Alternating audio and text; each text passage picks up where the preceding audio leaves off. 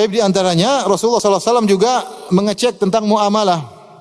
Beliau pergi ke pasar, ngecek kondisi pasar. Abu Hurairah radhiyallahu anhu berkata, anna Rasulullah SAW marra ala subrati ta'amin. Rasulullah SAW melewati ada tumpukan makanan di pasar. Fa adkhala yadahu fiha. Rasulullah SAW masukkan tangannya dalam makanan tersebut. Fanalat asabi'uhu balalan. Tiba-tiba jarinya mendapati ada basah dalam makanan tersebut. Rasulullah bertanya, ma hadza ya sahibat ta'am, wahai penjual makanan, ini apa kok ada basah di dalam makanan? Yaitu makanan agak rusak. Qala asabathu as-sama, ya Rasulullah, kena hujan. Rasulullah kemudian menjelaskan, afala ja'altahu fawqa ta'am kay yarahu nas, kenapa kok tidak taruh bagian luar agar orang tahu, orang lihat. Man ghasya falaysa minni, siapa yang curang, nipu, bukan dari golonganku. Ini bahaya orang jualan ini. Nutup aib, ya nipu, ya bahaya. Kata Rasulullah SAW, man ghasya falaysa minni, siapa yang curang bukan dari golonganku. Ini ancaman ya. Menjual barang seakan bagus ternyata tidak bagus, menjual jual servis jasa kelihatannya bagus ternyata enggak benar ya.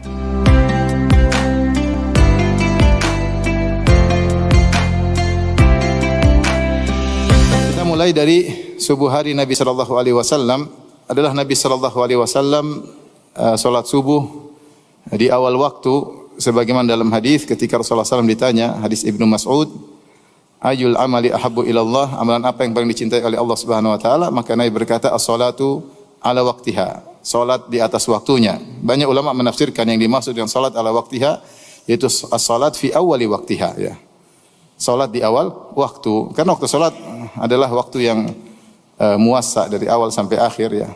Oleh karena yang mulia yang mana adalah yang pertama. Dan itu dicontohkan oleh Nabi sallallahu alaihi wasallam. Nabi selalu salat di awal waktu kecuali ada kebutuhan khusus, contohnya seperti ketika zuhur sangat panas, maka Rasulullah SAW mengatakan abridu bis salat. Seperti di Hijaz yang kondisi sangat panas, maka Rasulullah SAW suruh untuk salat zuhurnya ditunda menjelang asar, karena kalau di awal waktu sangat panas, kemaslahatan khusyuk lebih utama, oleh karenanya ditunda. Demikian juga Isya, Rasulullah SAW ingin ditunda, tapi Rasulullah SAW melihat kondisi jamaah.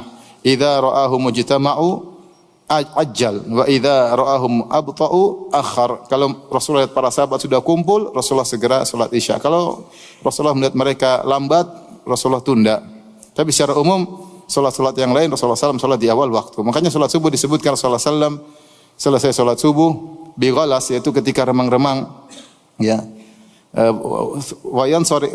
Fayan sarifu nisaul mu'minat, maka para wanita pergi meninggalkan masjid.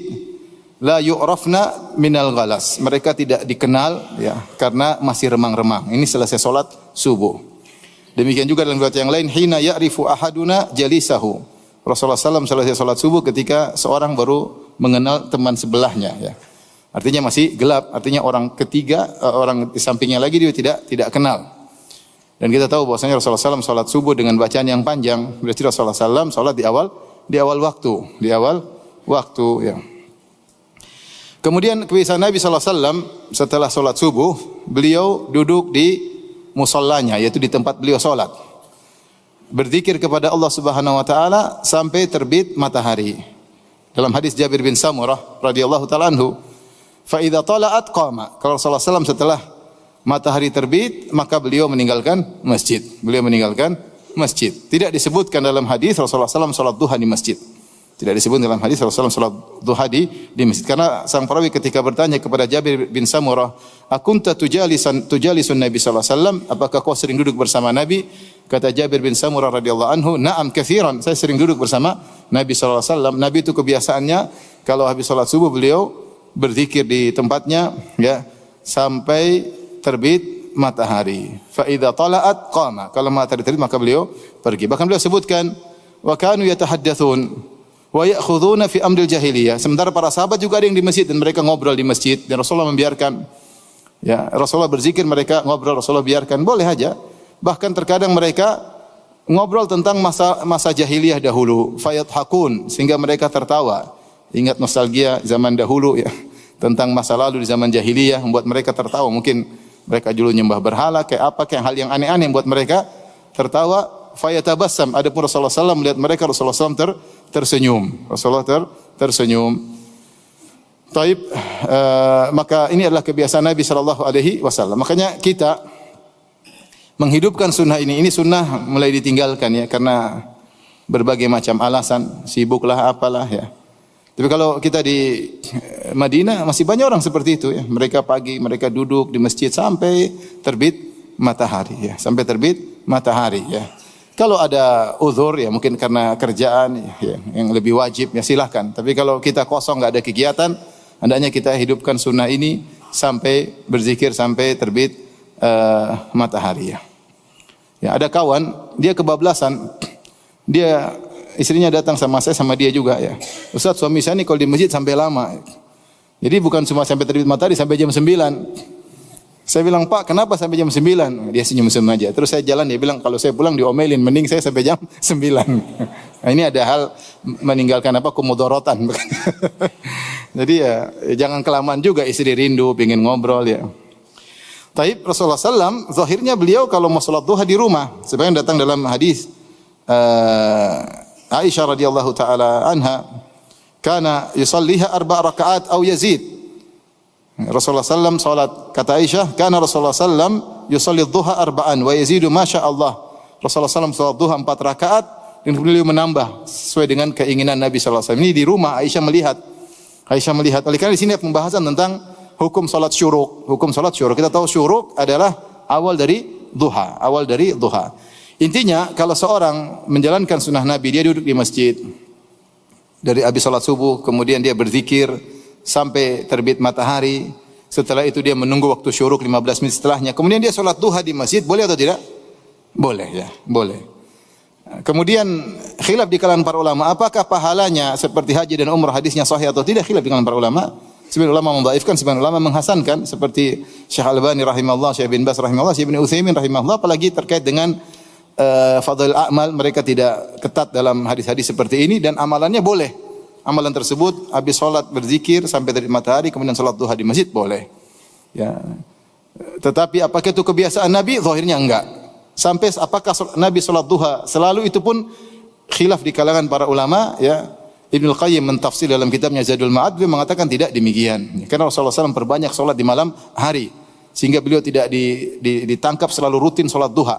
Karena beliau tidak diperhatikan salat duha karena beliau senantiasa salat malam. Ketika beliau tidak salat malam baru diriwayatkan Rasulullah SAW mengqadha salat malamnya 12 rakaat di waktu apa? Duha ya. Jadi orang sudah salat malam lama banyak ya, boleh dia tidak salat duha atau sesekali salat duha.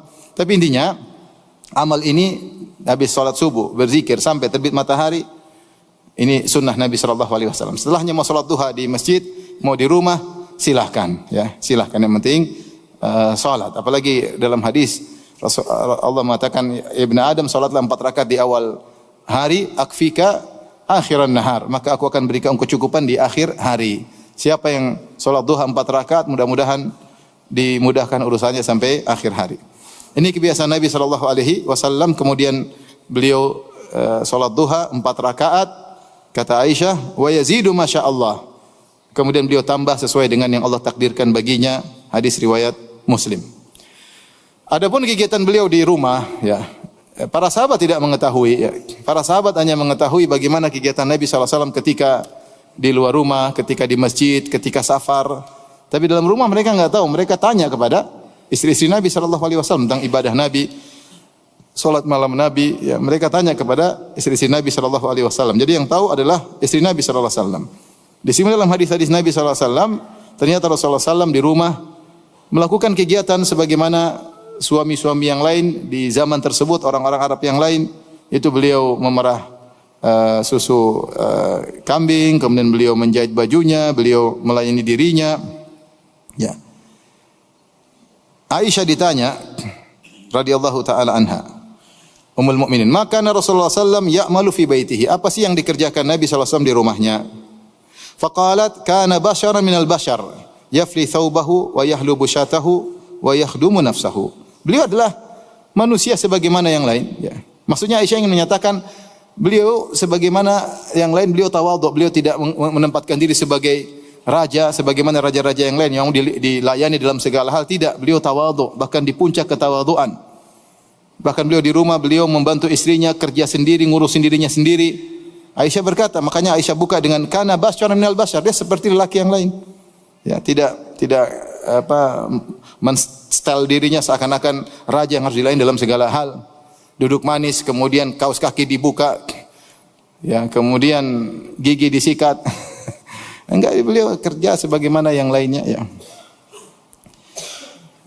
Kemudian beliau menjahit bajunya, memerah susu kambingnya, ya. Kemudian melayani dirinya. Dalam riwayat yang lain, Aisyah berkata, kana yakhitu thawbahu, beliau menjahit bajunya. Wa yakhsifu na'lahu, dan beliau menjahit sendalnya. Itu sendal dari kulit ditempel, digabung, kemudian dijahit. Jadi agak tebal. Rasulullah kerjakan, ya, namanya yakhsifu na'lahu. Wa ya'malu ma ya'malu rijal fi buyutim. Sebagaimana suami-suami yang lain, para lelaki kerjakan di rumah mereka. Dalam riwayat yang lain, kata Al-Aswad, sa'altu Aisyata ma kana Nabi sallallahu alaihi wasallam yasna'u fi baitihi. Aku bertanya kepada Aisyah, apa yang dikerjakan oleh Nabi di rumahnya? Qalat, Aisyah berkata, kana yakunu fi mihnati ahlihi.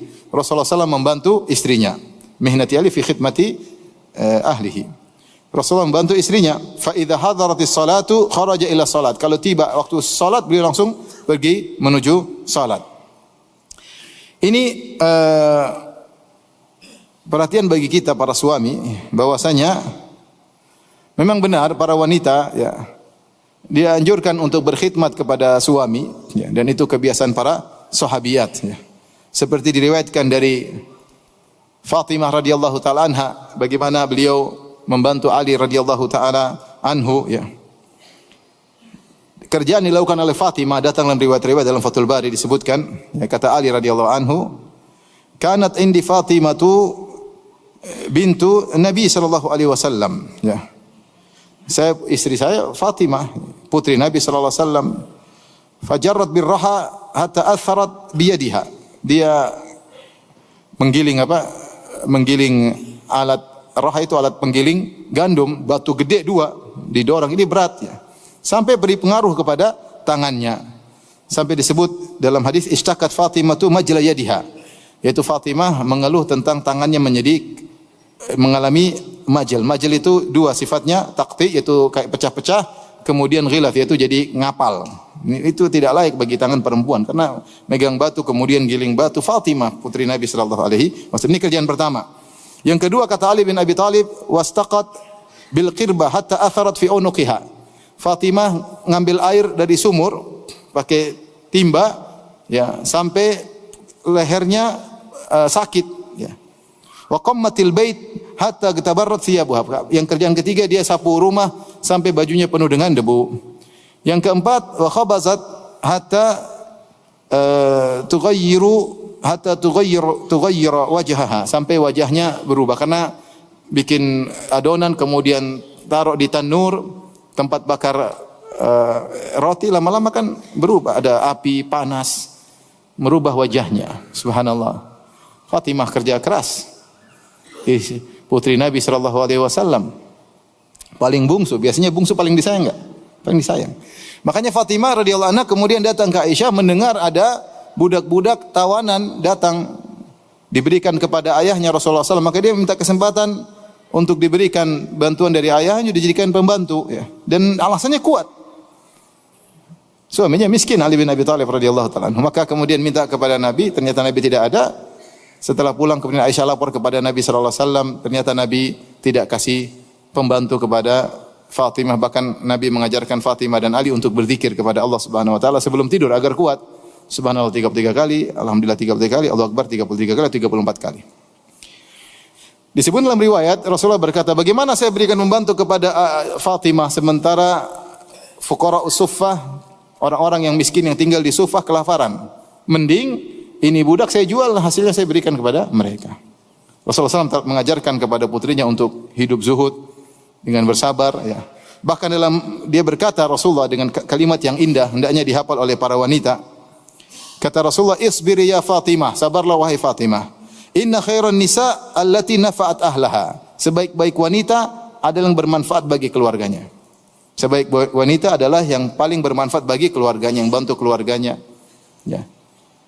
Oleh karena seorang wanita ketika kerja di rumah, ngurus anak, bersihkan rumah, ya, dia merasa ini adalah pekerjaan terbaik. Rasulullah mengatakan khairun nisa, sebaik-baik wanita itu membantu keluarganya, membantu keluarga. Ini contoh Fatimah radhiyallahu taala anha. Kemudian juga dalam contoh yang lain, ya, seperti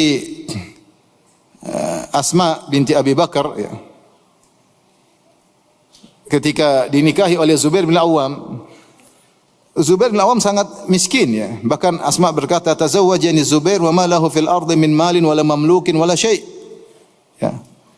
Ketika Zubair menikahiku, dia tidak punya apa-apa, tidak punya harta, tidak punya tanah, tidak punya budak, tidak punya sesuatu kecuali kudanya. Ghairu farasihi, kecuali ada kudanya. Fa kuntu a'lifu farasahu wa akfihi mu'natahu wa asusuhu adukun nawa linadhihi wa alifuhu wa astaqil ma wa akhrizul gharbahu wa ajinu lahum, dan seterusnya. Beliau berkata, maka saya bantu Zubair, saya yang kasih makan kudanya dan saya yang mengurusi kudanya. Wa asusuhu, yaitu saya urusin, saya kasih makan, saya kasih minum, saya latihkan, namanya siyasatu al-faras. Adukun nawa, aku tumbuk biji-bijian yang dibuang orang supaya jadi lunak untuk dimakan oleh hewan, sampai dia yang bikin menjahit untuk bikin ember, ya. Jadi kerjaan, ya. Bahkan beliau berkata, ya, wa kuntu anqulun nawa min ardi Zubair allati aqta'aha Rasulullah sallallahu alaihi wasallam ala ra'si wa hiya ala thulutsai farsakh. Bahkan saya ngangkat nawa di tempat, kemudian saya jalan kaki dari tanahnya Zubair sekitar 2/3 farsakh, itu sekitar 4 kiloan saya angkat, ya. Ini bagaimana Asma membantu Zubair. Kata para ulama ketika menjelaskan hadis seperti ini, kata mereka para sahabat dulu sibuk, mereka berjihad, mereka berdakwah, sehingga pekerjaan rumah mereka tidak sempat untuk ngurusin. Dan istri-istri mereka mengerti bahwasanya suami mereka lagi sibuk, ada kemaslahatan yang besar, sehingga mereka yang ngurusin pekerjaan rumah. Maksud saya, para wanita, ya, bekerja di rumah dan para laki berusaha membantu sebisa mungkin. Ya, sebagaimana Nabi sallallahu alaihi wasallam, beliau membantu istrinya, kana fi mihnati ahlihi. Beliau membantu istrinya, ya. Artinya apa? Beliau bantu ngurusin rumah, ya, sampai merasin susu kambing, sampai jahit baju, sampai jahit sendal, ya. Jadi tidak masalah seorang suami bantu istri. Istri punya anak, mungkin lagi cebok, lagi capek, anaknya mau dicebok, dia lagi capek, "Bi, gantian dong." Siap, ganti. Sekali-sekali enggak apa-apa, jangan terus-terusan, sekali-sekali. Kata istrinya, "Abi pintar juga ya nyebok anak, ya. Terusin, Masya Allah." Enggak gitu kali, ya sekali oke lah. Jangan terus-terusan, jadi nanti suami jadi tukang cebok anak, enggak benar, ya. Sekali-sekali nyuciin piring, oke lah. Jangan terus-terusan, ya. Ya kita lihat istri kita capek, maka kita bantu. Kita tawadhu terhadap istri sebagaimana Nabi SAW tawadhu terhadap apa? Istrinya, ya. Mau bilang Aisyah kerjaannya apa sih? Enggak ada anak. Artinya Aisyah bisa ngerjain semua, bisa enggak sebenarnya? Bisa, enggak ada anak. Kalau Aisyah susu, bisa aja Rasulullah begitu, ya. Tapi Rasulullah enggak begitu. Apalagi istri kita yang ada anak, yang urus anak, tentu uzurnya lebih besar. Ini Aisyah yang enggak punya anak saja, Rasulullah yang jahit baju, jahit sendal, kemudian merah susu, ya. Aisyah tentu kerjaan yang lain, ya. Itu pun Rasulullah tetap bantu. Mungkin tanpa diminta Aisyah, Rasulullah SAW ikut membantu kerjaan istrinya, cari pahala dengan husnul isyrah, dengan bagaimana bergaul yang baik terhadap istri. Maka ikhwan, enggak apa kerja sama istri, bantu istri masak, ya. Bantu istri masak itu bagian nyicipnya. Baik, kita lanjutkan. Adapun masalah makanan, Rasulullah SAW tidak pernah mencela makanan sebagaimana ma'ruf dalam hadis-hadis, ya. Kata Abu Hurairah radhiyallahu ta'ala anhu, "Ma'aban Nabi sallallahu alaihi wasallam ta'aman qad." Rasulullah SAW tidak pernah mencela makanan. "In ishtahahu akalahu wa illa tarakahu." Rawahul Bukhari. Rasulullah SAW tidak pernah mencela makanan. Kalau dia suka dia makan, kalau enggak dia tinggalkan. Mencela makanan disebut oleh para syurahul hadis, maksudnya tidak mengatakan terlalu asin, terlalu kecut, ya. Kurang garam lah. Beliau suka makan, enggak suka diam. Beliau tidak pernah komentar. Sebagian ulama mengomentari karena Nabi SAW tidak begitu perhatian sama makanan.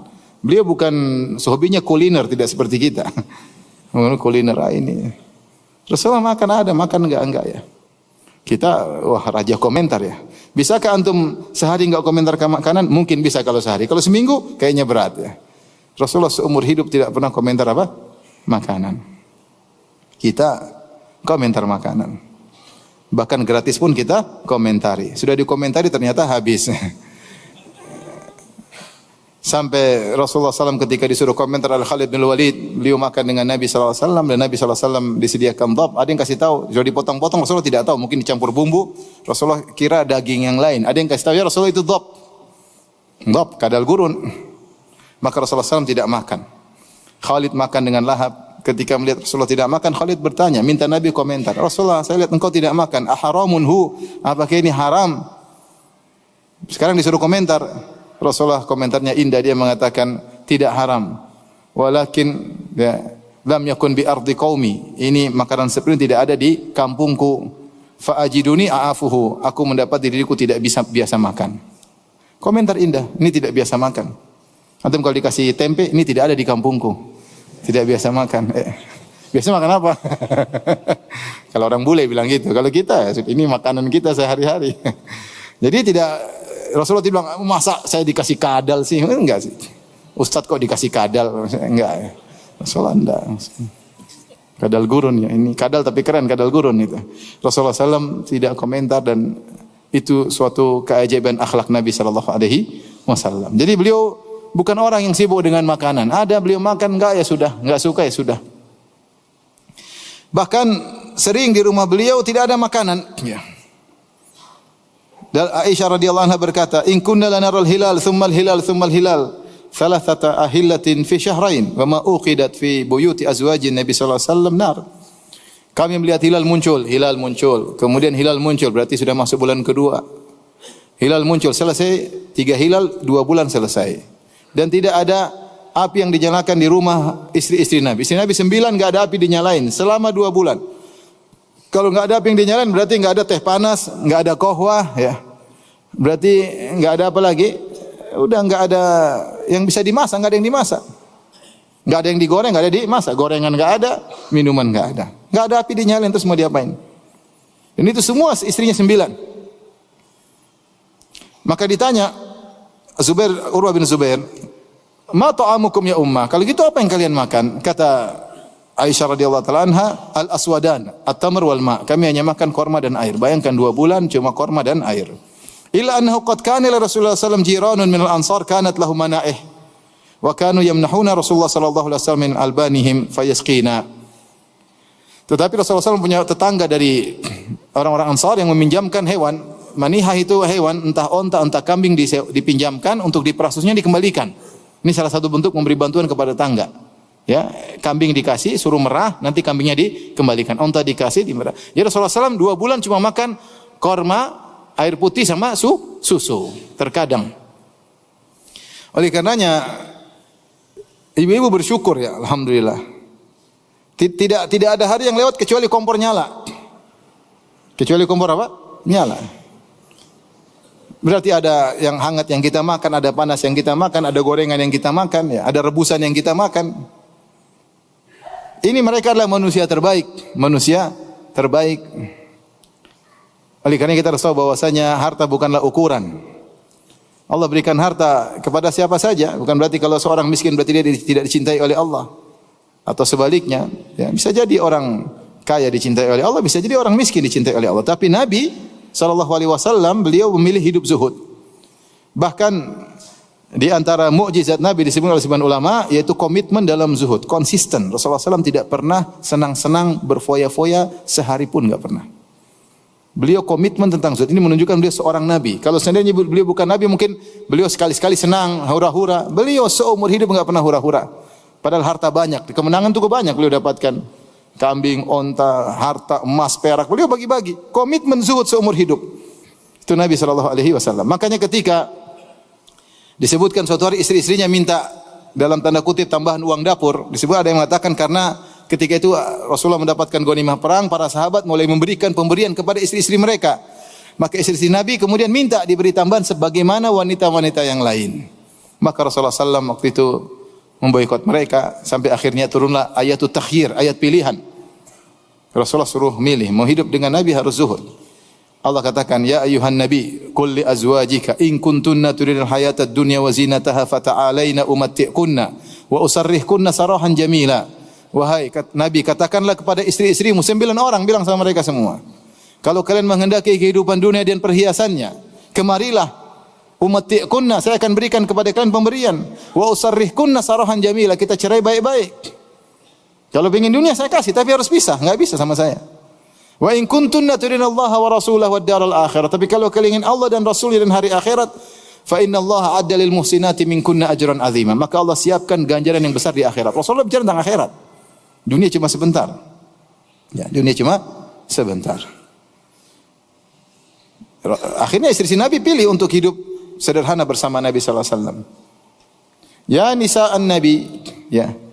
May ya'ti minkunna bi fahishatin bayyinatin, ya. Yudha'af lahal 'adzabu dhi'fain wa kana dzalika 'ala Allah yasira. Siapa di antara kalian melakukan maksiat akan diberi azab double dan itu mudah bagi Allah. Wa may yaqnut minkunna lillahi wa rasuli wa ta'mal salihan nu'tiha ajraha marratain wa a'tadna laha ajran karima. Adapun jika kalian ternyata taat kepada Allah, kunut, sabar beribadah demi Allah dan Rasulnya dan beramal saleh, maka Allah siapkan bagi kalian ganjaran yang besar. Jadi Nabi mengajak istri-istrinya untuk milih hidup sederhana, Oleh karenanya lihat bagaimana Nabi sallallahu alaihi wasallam sering puasa gara-gara tidak ada sarapan. Rasulullah SAW bertanya, hal indakum ta'am, ada makanan enggak? Kata istrinya enggak ada. Kata Nabi sallallahu alaihi wasallam, idzan fa ana shaim, kalau gitu saya puasa.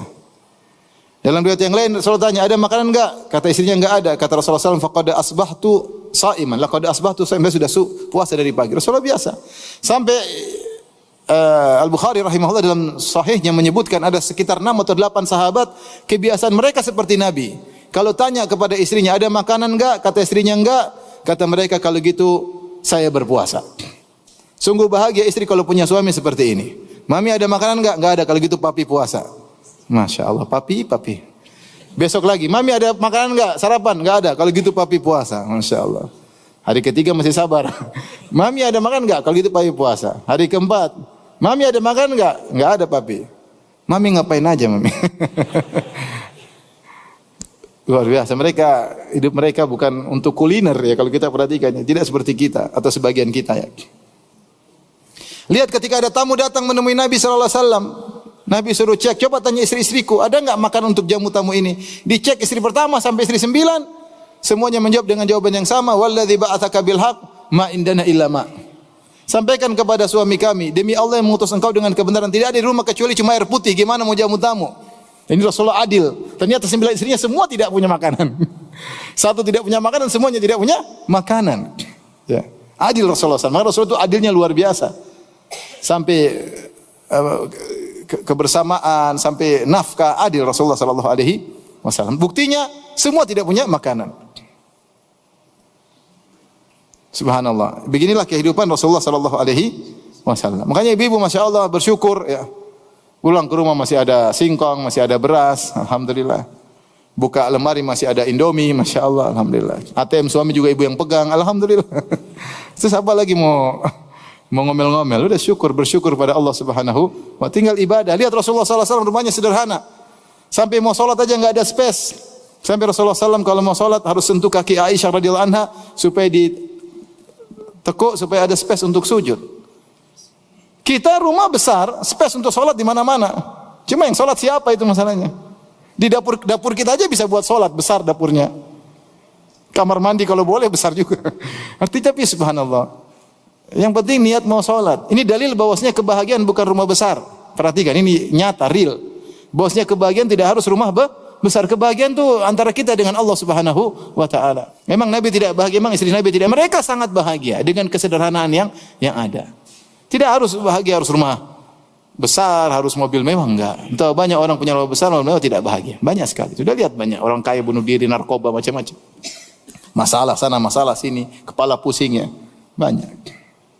Oleh karenanya, yakinlah bahwasanya harta bukan ukuran pemuliaan atau penghinaan Allah terhadap seseorang. Bisa jadi seorang kaya dimuliakan oleh Allah, bisa jadi dimurkai oleh Allah. Bisa jadi seorang miskin dicintai oleh Allah, bisa jadi seorang miskin dimurkai oleh Allah Subhanahu wa taala. Baik. Kemudian ini di rumah, kalau Rasulullah SAW keluar rumah, maka beliau memperhatikan para sahabat. Ya. Kalau beliau ingin mengumpulkan para sahabat, beliau kasih pengumuman dengan menyuruh seorang untuk berseru. Satu orang berseru, as-salatu jami'ah. As-salatu jami'ah maksudnya silakan berkumpul. Ya. Setelah ada azan, as-salatu jami'ah tidak digunakan untuk salat 5 waktu. Ya. Maka salatu jami'ah adalah seruan untuk mengumpulkan untuk perkara apapun. Ya. Karena untuk 5 waktu pakai menggunakan apa? Azan. Maka bisa jadi kalau mereka sudah berkumpul, maka Rasulullah SAW menyampaikan pesan kepada mereka. Bisa jadi Rasulullah SAW menasihati mereka, atau Rasulullah SAW ingin mengutus suatu pasukan perang, atau kirim mata-mata, atau Rasulullah SAW memberi wejangan kepada mereka, atau Rasulullah SAW mengabarkan ada syariat baru kepada mereka. Cara mengumpulkan dengan ada yang teriak as-salatu jami'ah, itu cara mengumpulkan di luar waktu salat 5 waktu. Kalau salat 5 waktu azan, ya. Kalau ada perkara yang genting, caranya as-salatu jami'ah. Kemudian Rasulullah SAW juga yatafaqqadun nas, yaitu ngecek-ngecek. Kalau bahasa kita belusukan tapi bukan pencitraan, ya. Jadi Rasulullah tidak bawa tim, ya, enggak. Rasulullah ngecek, ya. Karena Rasulullah SAW kepala negara ketika itu, dia harus ngecek. Ya, bagaimana kondisi masyarakat, bagaimana muamalah mereka. Ini dalilnya banyak disebut oleh para ulama. Contoh, seperti sebenarnya mengatakan kenapa Rasulullah SAW kalau salat Id lewat satu jalan pulang lewat jalan untuk mengecek, yatafaqqad, ngecek. Lewat sini pulang lewat jalan lain. Siapa tahu di tempat lain ada yang susah. Ya, Rasulullah ngecek. Kemudian juga kenapa Rasulullah SAW sering ke Kuba setiap pekan, kulla sabtin masyian aw raqiban. Rasulullah SAW keluar dari rumah pergi ke Kuba setiap pekan, ada yang setiap Sabtu, yaitu berjalan kaki atau naik kendaraan. Ada yang mengatakan untuk sholat di Masjid Kuba dan untuk mengecek masyarakat di sekitar Kuba, karena Kuba jauh dari pusat kota di Madinah.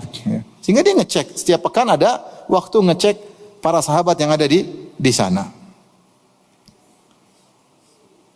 Yatafaqqad, ya. Kemudian Rasulullah SAW juga menyungguh orang sakit. Ya, Rasulullah SAW menyungguh orang sakit. Ya. Seperti bahkan Rasulullah SAW menyenguk pembantunya Yahudi yang sakit.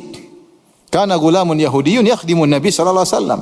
Ada seorang remaja Yahudi yang dulu pernah menjadi pembantu Nabi. Dan Nabi kepala negara muslim, pembantunya non muslim.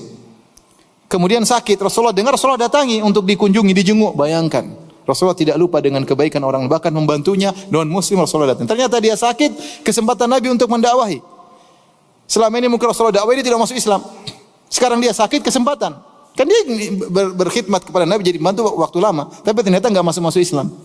Ketika dia sakit, Rasulullah kunjungi, Rasulullah katakan aslim, masuklah Islam engkau. Dia tahu tentang ajaran Islam, dia tahu Nabi siapa. Maka dia lihat kepada ayahnya, takut ayahnya marah, ayahnya bilang ati Abul Qasim, taati si Abul Qasim, taati Muhammad. Maka dia pun masuk Islam. Jadi perhatian kita, Rasulullah kunjungi pembantunya. Sama Rasulullah SAW kunjungi Anas bin Malik radhiyallahu anhu. Anas bin Malik siapa? Pembantu Nabi sallallahu alaihi wasallam. Ibunya Ummu Sulaim mendatangkan Anas, "Ya Rasulullah, ada Anas yakhdumuka." Ya Rasulullah, Anas jadi pembantumu, masih kecil. Tapi Rasulullah SAW datang ke rumahnya. Ya. Sampai Rasulullah SAW juga sholat di rumah tersebut. Rasulullah SAW ngecek. Sampai ketika adiknya Anas, adik dari satu ibu lain bapak, ya, anaknya Abu Talha, masih kecil, mungkin umur 4 tahun kurang lebih, punya peliharaan burung, burungnya mati. Maka Rasulullah sempatin ngobrol sama anak kecil tersebut. Kata Rasulullah SAW, "Ya Aba Umair, ma fa'alan Nughair." Wahai si Abu Umair. Bayangkan dia masih kecil dipanggil kunyah, ya enggak? Abu Umair, ya. Abu Umair. Ada orang sudah dia kunyah, misalnya namanya Pak Ijo, padahal kunyahnya Abu Saleh. Pak Ijo, ya Pak Ijo, Abu Saleh. Senang dipanggil dengan apa? Kunyah. Ini anak kecil, Rasulullah panggilnya dengan apa? Kunyah. Ya Aba Umair. Makanya teman-teman saya punya anak kecil, masih 4 tahun dia dipanggil kunyahnya. Misalnya namanya siapa, dipanggil ya Abu Sa'ad, ya Abu Fulan, padahal masih kecil. Katanya punya pengaruh, kalau diberi kunyah dia semakin mudah untuk memiliki kemampuan dan yang lainnya lah. Maka Rasulullah panggil ya Aba Umair, ma fa'alan Nughair wa Abu Umair, apa yang terjadi dengan si kecil burung yang kau pelihara yang mati, ya.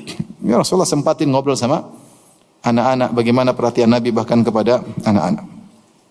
Demikian juga, ya. Rasulullah sallallahu alaihi wasallam membantu orang-orang susah ya. Seperti ada seorang wanita kana fi aqliha syai' agak terganggu kepala otaknya, Rasulullah ngobrol sama dia. Dia ingin ngobrol berdua sama Nabi di depan banyak orang ya. Ini dijadikan dia oleh para ulama bahwasanya kalau berdua tapi di depan banyak orang tidak disebut khalwat karena tidak bersendirian. Rasulullah ngobrol sama dia padahal fi aqliha syai' otaknya terganggu. Tapi Rasulullah tidak sombong, tidak angkuh, Rasulullah biarin. Sampai ada budak jariyah mengambil tangan Nabi dibawa. Kata Rasulullah, biarkan bawa aku, silahkan ke lorong mana di kota Madinah. Rasulullah biarkan dirinya dibawa oleh seorang budak wanita.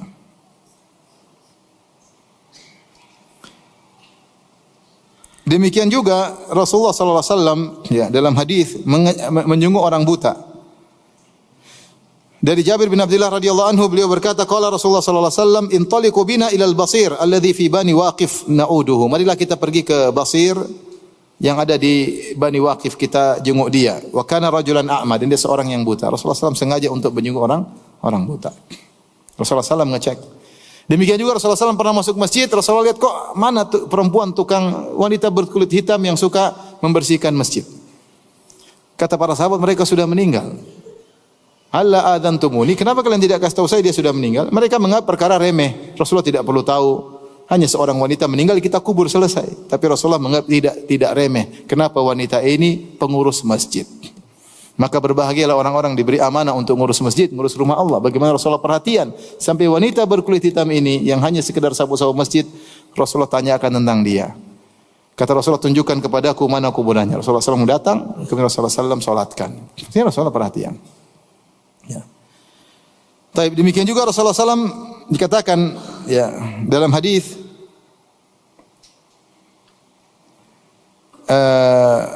Rasulullah SAW mengecek ya atau di dalam hadis disebutkan wala ya'naf an yamshiya ma'al armalah.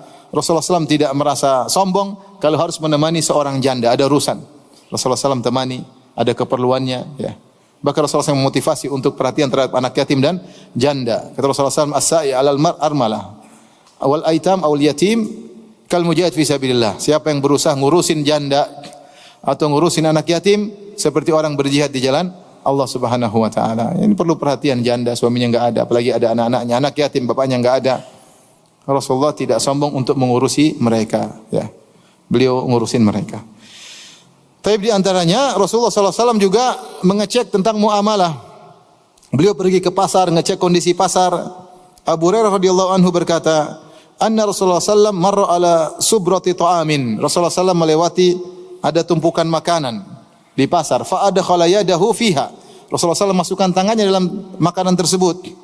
Fanalat asabi'uhu balalan, tiba-tiba jarinya mendapati ada basah dalam makanan tersebut. Rasulullah bertanya, ma hadza ya sahibat ta'am, wahai penjual makanan, ini apa kok ada basah di dalam makanan? Yaitu makanan agak rusak. Qala asabathu as-sama, ya Rasulullah, kena hujan. Rasulullah kemudian menjelaskan, afala ja'altahu fawqa ta'am kay yarahu nas, kenapa kok tidak taruh bagian luar agar orang tahu, orang lihat. Man ghasya falaysa minni, siapa yang curang, nipu, bukan dari golonganku. Ini bahaya orang jualan ini. Nutup aib, ya nipu, ya bahaya. Kata Rasulullah SAW, man ghasya falaysa minni, siapa yang curang bukan dari golonganku. Ini ancaman ya. Menjual barang seakan bagus ternyata tidak bagus, menjual jual servis jasa kelihatannya bagus ternyata enggak benar ya. Tadi saya baru ketemu orang Ustaz, ada yang jual travel, katanya jual umrah setara. Hotel ini setara, padahal setaranya beda jauh ya. Cuma setara sama-sama di Mekah. Subhanallah, zalim seperti ini. Ini enggak benar, ini penipuan. Menipu, yang ditipu tamu-tamu Allah ya. Dia untung, ujungnya nanti dia binasa. Gimana melakukan penipuan terhadap tamu Allah di tanah haram? Yang saya ingatkan kepada para pemilik travel itu jual jasa. Kalau dia tidak sesuai berarti dia nipu. Seperti jual barang, kalau barang tidak sesuai orang marah enggak? Orang marah, jasa tidak sesuai orang marah. Yang ditipu tamu-tamu Allah. Tipuannya terjadi di tanah haram. Ngeri. Makanya saya bilang travel itu usaha surga dan neraka, hati-hati. Ngeri ya. Ya. Hati-hati. Terus tidak siap, yang jadi masalah tidak siap rugi, itu masalahnya. Kalau ada rugi selalu ditimpakan kepada jamaah. Ada travel gini. Terus qadarullah. Qadarullah. Sabar, Pak. Sabar. Kamu yang sabar rugi. Kok kita ruginya taruh sama kita? Harusnya kamu sesuai dengan apa? Iklan sesuaikan. Kalau kamu rugi, kamu yang sabar, jangan suruh jamaah yang sabar. Kamu posisikan diri tidak mau rugi, selalu yang rugikan adalah jamaah. Ini enggak benar seperti ini. Kalau travel siap rugi. Hati-hati loh nipu tamu Allah Subhanahu wa taala. Kecuali first major ya beda kalau jadi bencana kemudian hotelnya meledak ya itu lain cerita. Tapi kalau saya ditipu broker ya terus kalau broker nipu kamu nipu saya begitu maksudnya. Ya sudah kamu yang ditipu, kamu yang rugi. Kenapa harus kita yang dirugikan? Jamaah. Nanti pakai dalil sabar, qadarullah. Lah kamu yang qadarullah, kenapa kita yang qadarullah? Ngeri loh, maksud saya hati-hati, saya cuma ini aja curhat, maksudnya banyak yang curhat sama saya. Hati-hati. Untung semua sedikit, sebentar lagi habis, kemudian ujung-ujungnya hisab. Ngeri. Banyaklah ceritanya, cuma itu aja sekedar contoh. Jadi hati-hati, kata Rasulullah SAW, kenapa kau tidak letakkan di luar? Maka semua hal yang mempengaruhi harga harus tercantum. Mempengaruhi harga naik atau turun harus tercantum. Dalam iklan, dalam hal yang mempengaruhi harga harus tercantum. Jangan disembunyikan ya. Taib. Kemudian Abdullah bin Abi Aufa berkata, "Kana Rasulullah sallam yukthiru dzikr." Rasulullah sallam suka berzikir. Wa yuqillul lagwa, dan beliau mempersedikit lagwa. Ini ada khilaf di kalangan para maksudnya yuqillul lagwa, mempersedikit lagu. Ada yang mengatakan maksudnya Rasulullah SAW bercanda tapi tidak banyak. Yani yuqallil minal muda'abah. Rasulullah SAW bercanda tidak banyak. Beliau bercanda tapi tidak banyak. Ya. Dan candaan Nabi semuanya benar. Sebagaimana kita ketahui Rasulullah SAW pernah bercanda. Ada seorang anak rajul istahmalahu, ada seorang minta untuk dikasih tunggangan untuk jihad. Maka Rasulullah SAW berkata, "Inna hamiluka ala waladin naqa." Kami akan kasih kau tunggangan anak onta. Kata dia, "Wa madza asna bi waladin naqa?" Terus anak onta gimana ya Rasulullah mau jihad? Kata Rasulullah, "Wa hal talidu al-ibala illa nuk?" Bukankah semua onta besar pasti anak onta? Enggak ada onta besar tidak dilahirkan. Jadi Rasulullah bercanda. Maksudnya onta besar juga ini juga anak apa? Anak onta. Ya, ini candaan Nabi tapi benar. Seperti ada seorang wanita tua bilang, "Ya Rasulullah, doakan saya masuk surga." Kata Rasulullah SAW, "Innal jannah la tadkhuluha al-ajuz." Surga itu tidak dimasuki oleh nenek-nenek. Maka dia pun sedih. Kata Rasulullah, "Kalau kau mau surga, kau akan jadi muda kembali." Jadi nenek-nenek jangan sedih. Nanti kalau surga muda kembali. Nah, ini candaan Nabi semuanya benar, tapi tidak banyak.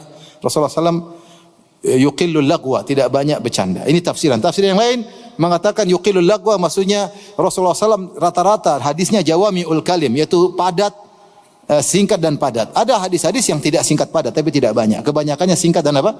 Padat. Ya. Ini maksudnya. Ada yang mengatakan yukil maknanya ya'dim, itu sama sekali tidak melakukan hal yang sia-sia. Dan itu ditafsirkan demikian karena di antara sifat-sifat orang beriman tidak melakukan perkara sia-sia. Allah mengatakan qad aflahal mu'minun alladzina hum fi salatihim khashi'un walladzina hum 'anil lagwi mu'ridun. Sungguh beruntung orang-orang yang beriman yang mereka khusyuk dalam salat mereka dan mereka berpaling dari perkara sia-sia. Ini ciri orang beriman. Ini sangat dibutuhkan di zaman sekarang. Kita banyak terjerumus dalam perkara sia-sia, bukan perkara sia-sia, bahkan perkara haram dengan interaksi dengan medsos, melihat yang haram, nonton yang tidak perlu, melihat aurat wanita terbuka, dengar musik, dengar ghibah, dengar namimah.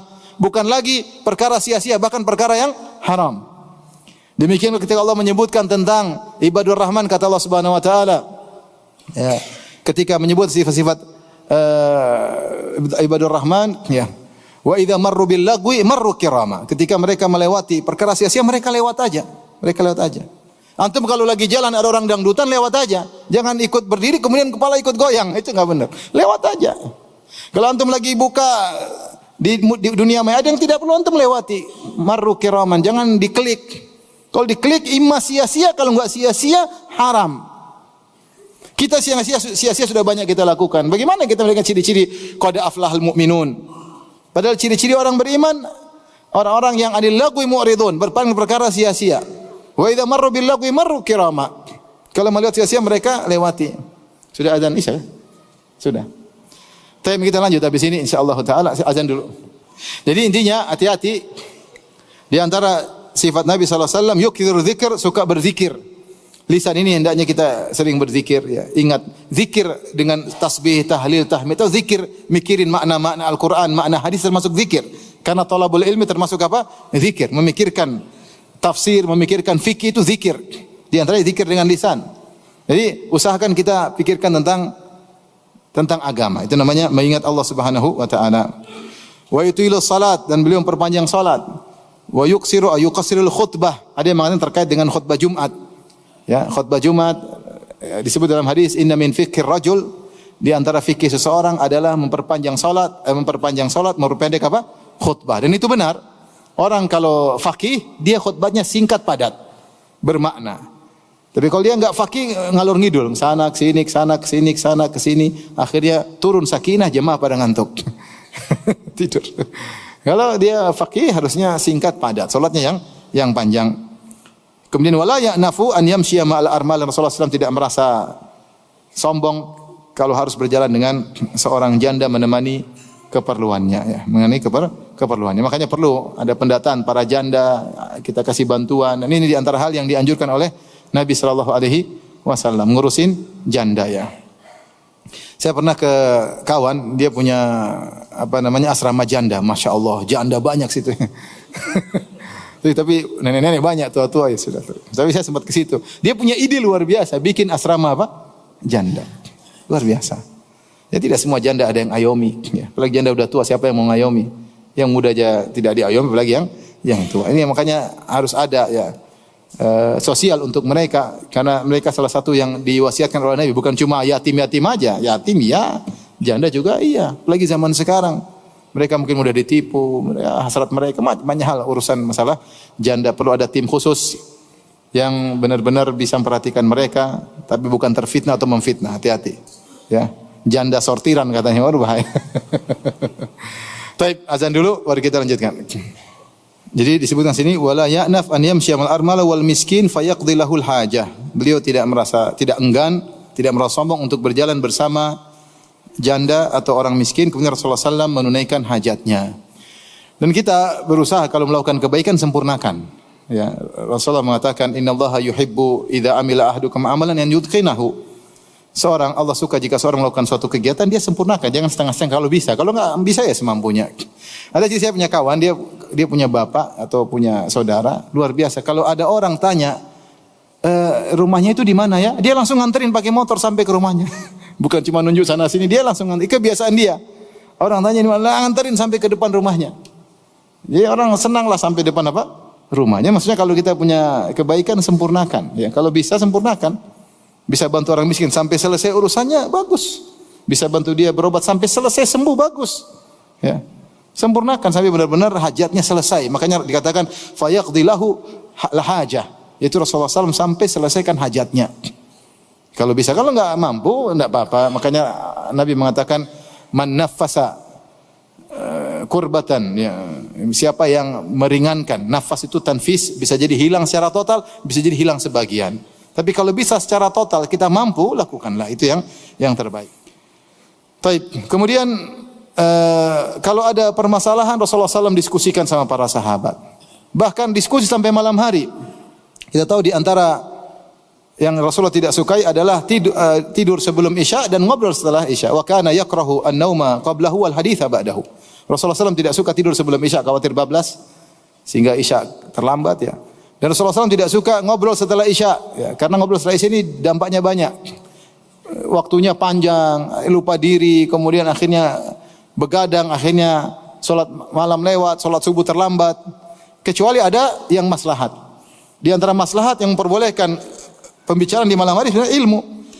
Setelah Isya pembicaraan ilmu enggak ada masalah. Para ulama sering begadang, diskusi di antara mereka di malam hari. Sampai disebutkan ada sebagian muridnya Imam Malik mendatangi Imam Malik menjelang subuh. Subhanallah, diskusi Imam Malik menjelang subuh. Ya, karena mereka ma'ruf, mereka begadang untuk menuntut ilmu, ya. Makanya Imam Syafi'i mengatakan wa man talabal ula sahiral layali, siapa yang ingin mencapai yang tinggi dia begadang, ya.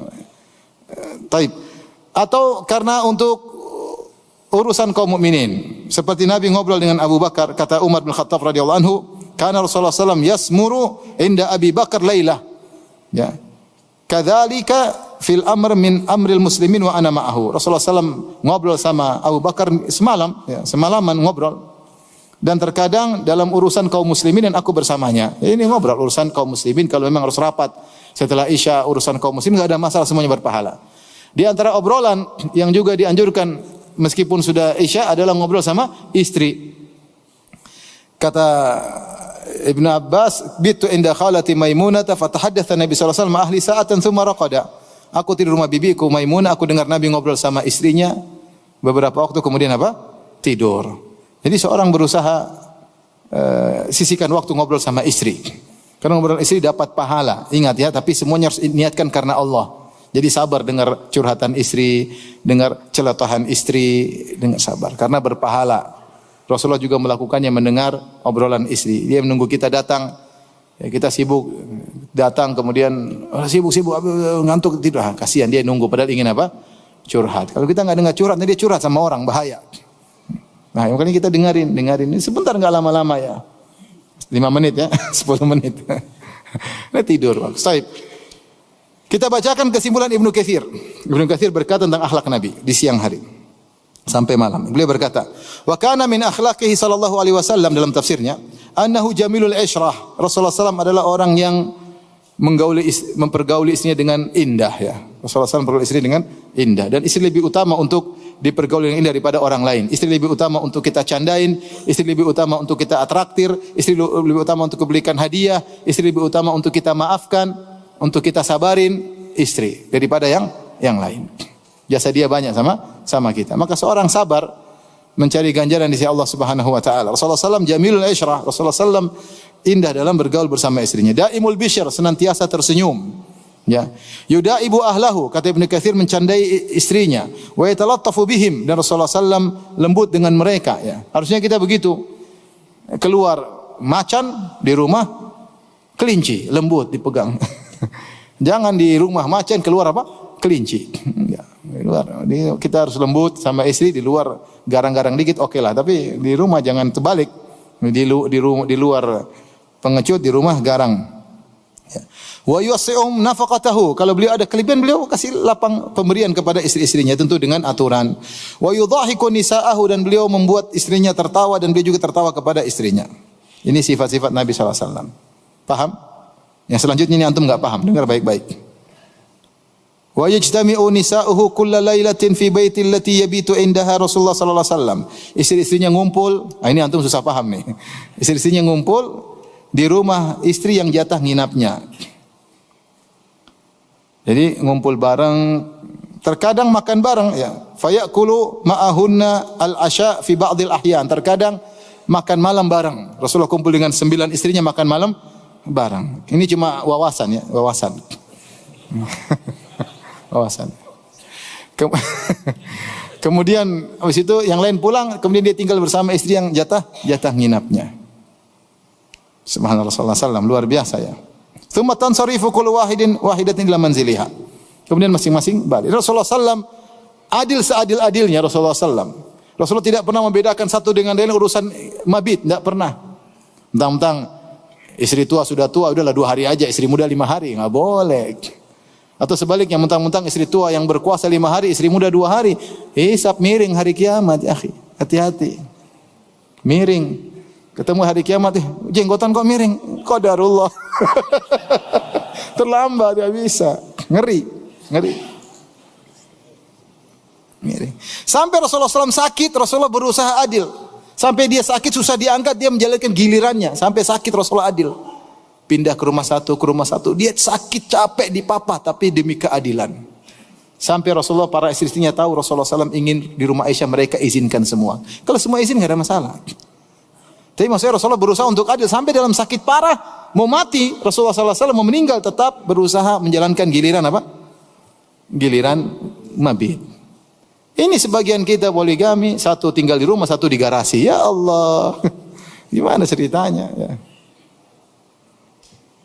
Bangga istri saya 2. Satu di mana? Di garasi ya gimana? Garasi dibikin rumah-rumahan, nggak boleh gitu ya. Kalau nggak mampu lain cerita. Kalau mampu dia ridho kok, bukan ridho itu, pasti terpaksa daripada kamu ceraiin. Ya. Kalau adik perempuan mau digitukan gimana? Kalau kakak perempuan mau digitukan gimana? Ridho kamu. Kakak kamu jadi istri kedua, ditaruh di garasi. Yang benar aja. Taib. Kemudian kata Ibnu Katsir rahimahullahu taala, wa kana yanamu ma'al mar'ah min nisa'ihi fi syi'arin wahid. Beliau satu selimut, satu kain, lipat barang-barang berdua. Itu begitu yang benar ya. Bukan masing-masing selimutnya sendiri. Satu menghadap utara, satu menghadap selatan. Satu menghadap utara main HP, satu menghadap selatan main apa? HP. Ketawa ke TV sama istri orang, repot. Mesra sama istri, bukan sama istri orang. Kalau telepon sama istri semangat. Gimana habibati, gimana sayang, gitu lagi. Ini habis sibuk. Kalau sama istri orang, kaifaluk ukhti, barakallahu fik. Ahsanallahu ilaik, Masya Allah. Langsung kreatif, inovatif. Setan memang ya. Sama istri, sibuk. Rasulullah SAW ngobrol sama istrinya, tidur selimut sama istrinya. Ya dha'an katifai rida wa inamul bil izar. Rasulullah SAW biasanya kalau ini ya ridanya dilepaskan tidur pakai sarung. Wa kana idza shalal isya yadkhulu manzilahu yasmuru ma ahlihi qalilan qabla an yanam. Ngobrol sama istrinya sebentar sebelum tidur. Yu'anisuhum bidzalik, menyenangkan istrinya. Dari tafsir Ibnu Katsir rahimahullahu taala. Baik. Kalau tiba malam hari maka Rasulullah SAW tidur di awal malam, kemudian beliau bangun di akhir malam. Dalam beberapa riwayat di antaranya Rasulullah SAW bangun di sepertiga malam yang terakhir. Ada riwayat seperti dalam hadis Ibnu Abbas, sepertiga malam terakhir Rasulullah bangun, kemudian salat sampai subuh. Dan itu kebiasaan Nabi SAW. Apalagi sepertiga malam terakhir adalah malam nuzul al-ilahi. Ya. Allah turun ke langit dunia dan Allah mencari hamba-hambanya. Hal min da'in fa'astajiba lahu, adakah yang berdoa akan aku kabulkan? Hal min sa'ilin fa'utiya su'lah, ada yang minta akan aku kabulkan.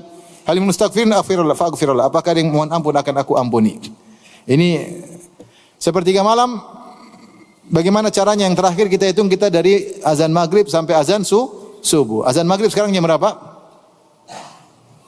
18 berapa? 18.16. Azan subuh 4.40 ya. Taruhlah gampangannya 6.30 sampai 4.30 taruhlah. Berarti dari maghrib sampai subuh 10 jam. Kalau 10 jam bagi 3 berarti 3 jam 3 sepertiga jam. Berarti 3 jam 20 menit kira-kira. 3 jam 20 menit. Kalau 3 jam 20 menit, iya 3 jam 20 menit kita tarik dari setengah 4 berarti kan dari setengah 5 berarti setengah 4, setengah 3, setengah 2. Tambah lagi 20 menit mundur, ya kira-kira 1 jam lewat 15 menit. Jam 1 lewat 15 menit atau setengah 2 lah.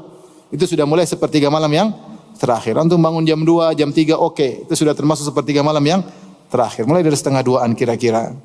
Dalam riwayat yang lain, Rasulullah SAW terkadang bangun dicicil sampai 3 kali. Beliau bangun, terjaga, beliau salat malam 2 rakaat, kemudian beliau tidur lagi. Terbangun lagi malam hari, beliau salat lagi 2 rakaat, kemudian tidur lagi. Kemudian bangun lagi, jadi enggak ada masalah. Kadang dicicil, kadang langsung sekaligus, bebas. Yang penting ada solat. Yang penting jangan satu malam kita enggak solat sama sekali. Berusaha meskipun 2 rakaat. Sebelum kita bertemu dengan Allah Subhanahu Wa Taala, ada modal. Sebaik-baik modal solat malam, berkhulwat dengan Allah Subhanahu Wa Taala. Makanya para ulama menamakan surat Al-Muzammil dengan Zadud Da'iyah. Ya ayyuhal muzammil qumil laila illa qalila, wahai orang yang bersihut, bangkitlah engkau, salat malamlah engkau. Ini bekal untuk setiap kita. Di depan kita di siang hari banyak permasalahan. Kalau kita punya bekal, kita dekat dengan Allah di malam hari, insyaallah kita tegar menghadapi berbagai macam permasalahan. Dan Aisyah berkata, Nabi sallallahu alaihi wasallam kana yudha'u lahu wudu'uhu wa siwakuhu fa idza qama minal laili takhallathu mastaka. Rasulullah SAW sudah persiapan, beliau ditaruh airnya, ada siwaknya. Jadi beliau sudah siap memang salat malam. Jadi maksudnya malam hari itu sudah di planning untuk salat malam. Makanya disiapkan air wudu, disiapkan segala, begitu bangun sudah siap. Nah kita aja harus siap-siap ya. Paling tidak kalau kita sekarang enggak perlu apa-apa karena semua ada di toilet. Tinggal jam alarm aja. Kalau enggak bisa bangun pasang alarm 3. 1 di atas lemari, 1 di bawah kolong, 1 di telinga istri. Insyaallah bangun. Insyaallah bangun. Kita mau niat. Kita masalahnya enggak niat. Jujur kalau kita tahu ada jadwal terbang jam 5, kita bangun jam 2 enggak? Kenapa kita enggak mau ketinggalan? Kita rugi kalau pesawat terbang kita ketinggalan, rugi 2 juta, 3 juta. Tapi kenapa kita tidak bangun selamat? Kita tidak merasa rugi. Itu masalahnya. Kalau pesawat di Cengkareng jam 5, kita bangun jam berapa? Jam 2 bangun. Mau tidak mau harus bangun. daripada ketinggalan pesawat. Tapi kalau salat lewat. Ya semoga Allah ampuni kita semua. Taib, kemudian juga dalam hadis Rasulullah sallallahu alaihi wasallam, hadis Ibnu Abbas, falamma kana thuluthul lail al-akhir, ketika sepertiga malam yang terakhir, qa'ada fanadhara ila sama. Rasulullah duduk kemudian melihat ke langit. Kemudian baca inna fi khalqis samawati wal ardi seterusnya di akhir surat Al-Imran. Tsumma qama fatawadda. Setelah baca akhir Al-Imran, kemudian beliau berdiri kemudian berwudu. Ini dalil bahwasanya boleh baca Quran meskipun belum berwudu. Ya Rasulullah bangun tidur kan sudah batal wudunya. Tapi baca Quran. Yang khilaf itu kalau pegang Quran. Tapi kalau baca Quran dalam kondisi wudu tidak ada khilaf bahwasanya itu diperbolehkan ya. Maka Rasulullah SAW kemudian berwudu wastanna fa shalla 11 rakaat. Kemudian beliau salat 11 rakaat. Summa idzan Bilal mengumandangkan azan, kemudian salat 2 rakaat sebelum subuh, kemudian baru salat subuh.